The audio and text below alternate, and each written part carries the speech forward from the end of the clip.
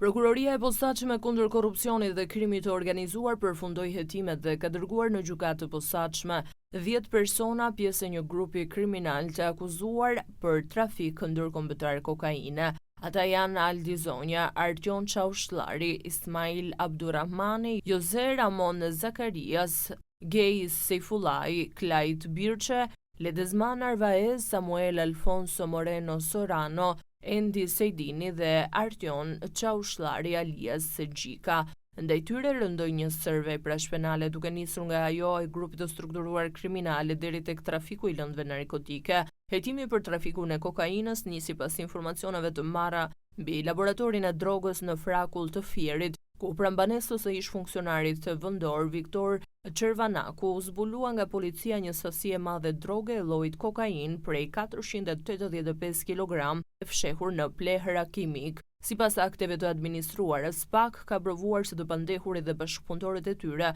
kanë përgatitur kushtet dhe infrastrukturën e nevojshme për importimin nga Republika Dominikane të 2 ngarkesave me lëkurë gjedhësh, në brendësitë të cilave u gjetën të fshehur 90 kg kokain me vlerë tregu 3.6 milion euro. Ngarkesat kanë bërritur në portin e Durrësit në muajin korrik në nëntor të vitit 2024, si dhe janë magazinuar në disa ambiente në zonën e Mulletit në Tiranë.